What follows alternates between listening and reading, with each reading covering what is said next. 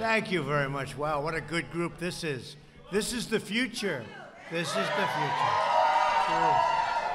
That's true. The First Lady and I are thrilled to host so many friends and pastors and government leaders, and our stage is being filled up with a bunch of winners like you, because I know you for a long time, Bob. And I want to thank you very much. Special guy, special friend for a long time. To be at the White House to celebrate African American History Month. Do you like the White House, right? This is the place, right? You know that. We're also grateful to be joined by our wonderful Vice President and Second Lady, Mike and Karen Pence. Hi, Mike. Hi, Karen. Mike, come on over here. Come on over here. Get up here, Mike. Come on, Karen. What a job they do. Today, we are here to honor the extraordinary contributions of African Americans to every aspect of American life, history, and culture.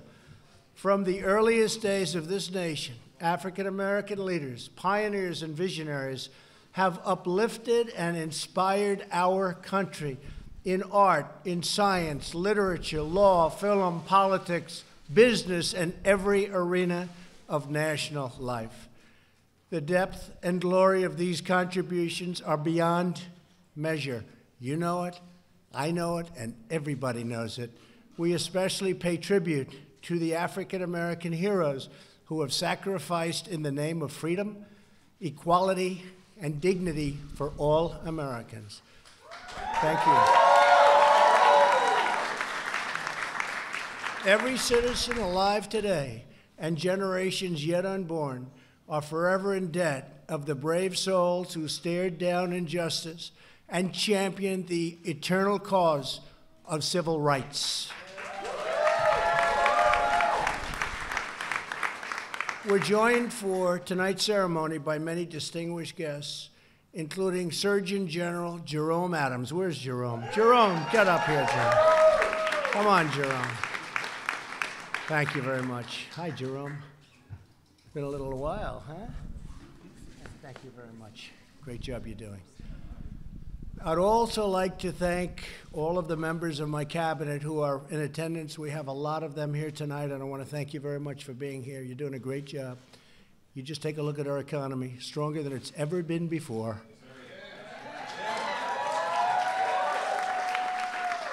And by the way, as you've been hearing me say, African American unemployment is at an all-time low, historic low.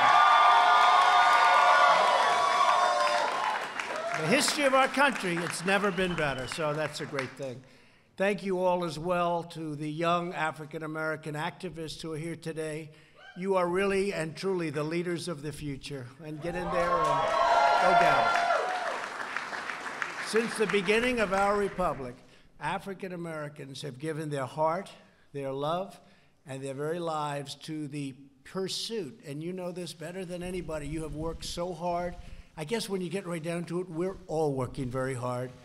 But the pursuit of liberty and justice for all. During the Revolutionary War, African American soldiers fought at the Battle of Yorktown and helped our nation gain independence.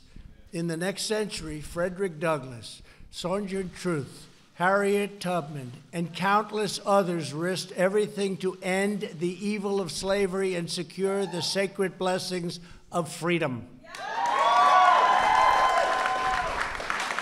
And here we are all together in the White House. This is a great thing, right? This is a great thing.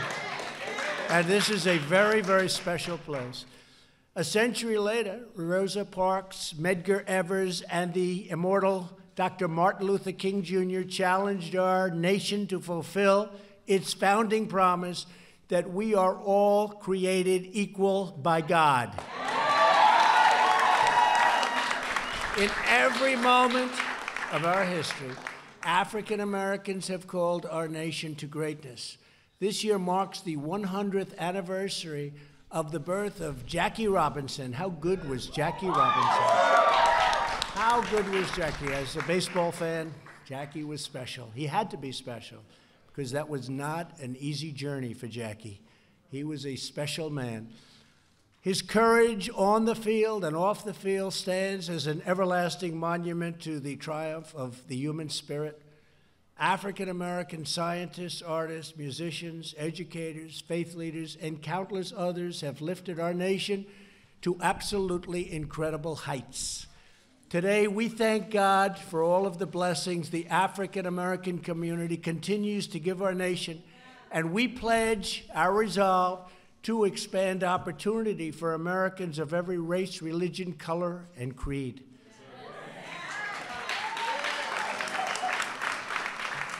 Since my election, we have created 5.3 million new jobs. People thought that was, and I tell you, I'm very proud of it being the lowest ever in the history for African Americans, but today, right now, we have the most people working in the history of our nation, almost 160 million people. We've never had that many people working. Right?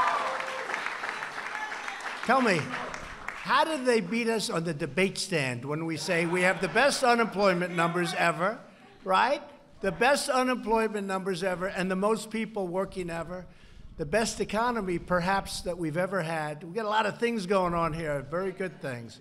And we cut your taxes, by the way, and we cut your taxes. You're right. He said, don't ever get tired, Mr. President. I better not get tired. Under my administration, the African-American poverty rate has fallen to its lowest level. And if you think about that, that's a special category. The poverty rate for African Americans is the best it's ever been, the lowest level it's ever achieved. Nearly 1 million additional African Americans have found new jobs.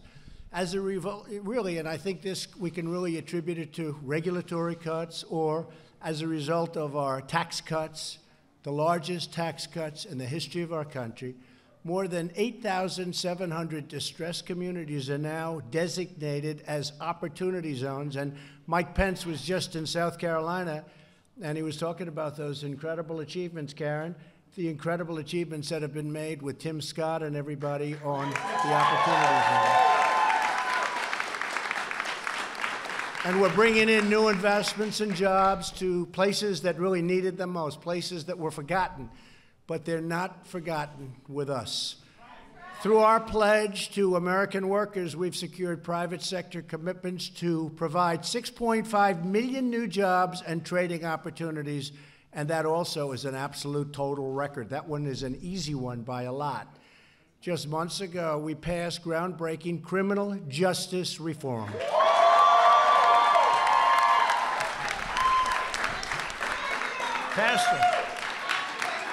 Pastor. We have Pastor Darrell Scott. Will you come up here, Darrell? Darrell, get up here.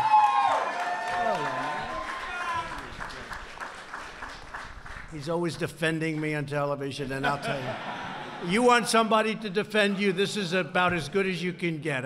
He is brutal. Sometimes they say, you're a pastor, you're the toughest pastor I've. Thank you, Darrell. This long-awaited legislation reform, and it's really the sentencing laws, and nobody thought we could get this done. We worked with conservatives and liberals and those in the middle. We worked with a lot of people, and we got it done. Nobody thought this. They've been trying to get this done for 25 years, but we got it done. Criminal justice reform. The laws are disproportionately, as you know, they harmed African-American communities and far, far greater than anybody else. And it gives former inmates a second chance at life. We are very proud to be joined tonight by a citizen who transformed her life while in prison and is now the first woman to be released under the First Step Act, Catherine Toney. Where's Catherine?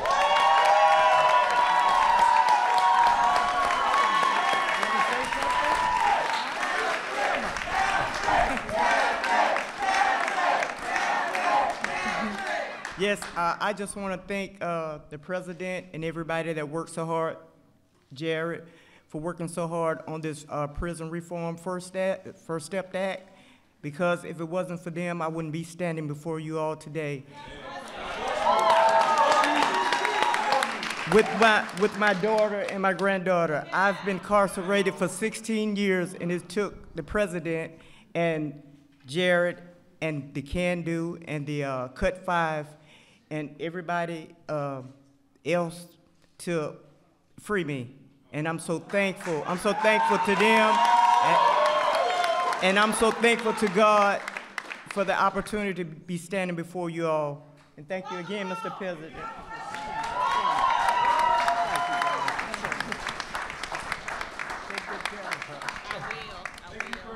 That's so nice.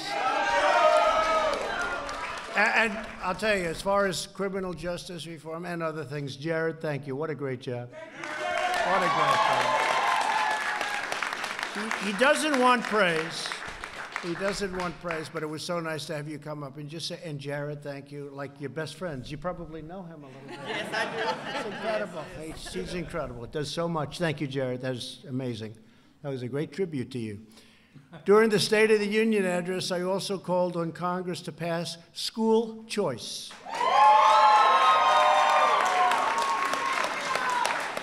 No child should be trapped in a failing school that stands in the way of their dreams. Every citizen of every background deserves a government that puts their needs first. Like your hat, right? Like that hat. Here with us today is an incredible leader. Some of you know him well. I do, and I know him really more than anything else as an incredible leader. That's exactly what he is. It's Bob Woodson. You know Bob Woodson? You will, because he's got an incredible story. Bob joined the Air Force in the 1950s. You don't look that old, I'll tell you that. 1950s, really? Wow, you're in good shape. I want to talk to him later, find out what's going on. While he was stationed in the Deep South, he confronted discrimination firsthand. He then became a civil rights leader, met Dr. King, and was jailed for leading a very peaceful protest. As Bob puts it, even when defeat was all around us, it was not in us. I like that. That's beautiful, right? That's beautiful. Over the last 50 years, Bob helped found social enterprise movements and to restore jobs, dignity, and hope within the heart of very, very distressed communities. Bob, I want to thank you very much. You are a very special man, and having you at our place in New Jersey for a little while, and you helped me so much with making a couple of our good choices. We really appreciate you being here. Thank you, Bob.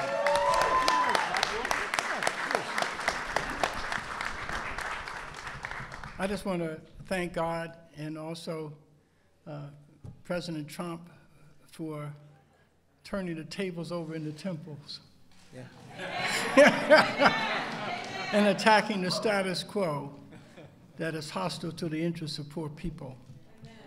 And I also want to bless you for your administration and the policies of opportunity zones and to giving low-income people an opportunity to help themselves. That's all they want. They want an opportunity to achieve, and your administration is working with us to make that happen. Thank you, Mr. President. So nice. Thank you. Great guy. We're also very proud to be joined by Clarence Henderson, who was among the first students to begin the Greensboro sit-in. You know what that is, right? In 1960, on the second day of the sit-in, Clarence was one of the 4 students who sat at the long-segregated Woolworth's lunch counter, a very, very famous event in Greensboro, North Carolina. He helped spark a national movement in cities and towns all across America. Students joined in the protest, and really it was an incredible moment in the history of our country. The grave injustice of segregation was really spelled out loud and clear. After more than 170 days of protest, the Woolworth lunch counter finally integrated. That was, doesn't sound like such a big deal, Bob, but it was a big, big deal, right? As Clarence has said, it doesn't take many people to make a change. It just takes courage. And Clarence, you have incredible courage, and I want to thank you very much for being here.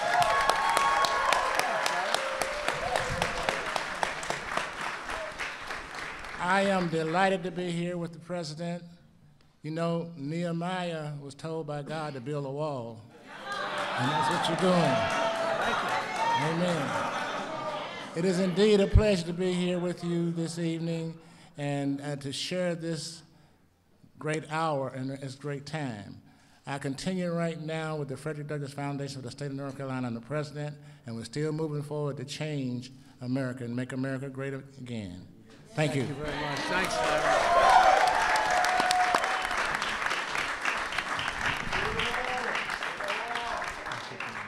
So nice. As we commemorate African American History Month, we remember the words of Dr. King.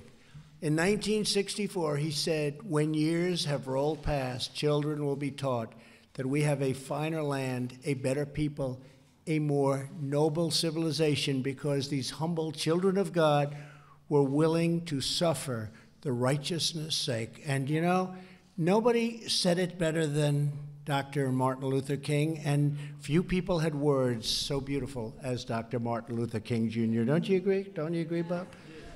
He made us all look maybe not quite as good. Great man. Today, we remember the heroic legacy of African Americans who bravely battled oppression to usher in a bright new dawn of freedom. It's exactly what you're doing. And you are at the forefront. You know, this is a new age. This is a very exciting time. It's a very exciting time for our country. Our country is respected again all over the world. They are respected like we haven't been respected in many, many years, I'll tell you. And thanks to you also, and thanks to you. Look at the progress that you've made. Look at those numbers that I gave you before with unemployment and all of the other numbers that we have together. So we pledge in the honor of our great African American community to build a future where every American child can live in safety, dignity, liberty, and peace. As Americans, we all share the same dreams, the same hopes, and the same magnificent destiny. We are now and will forever be one people, one family, and one glorious nation under God. I want to thank you all. I want to God bless you. I just want to say God bless you all, and God bless America. Thank you for being at the White House. Thank you.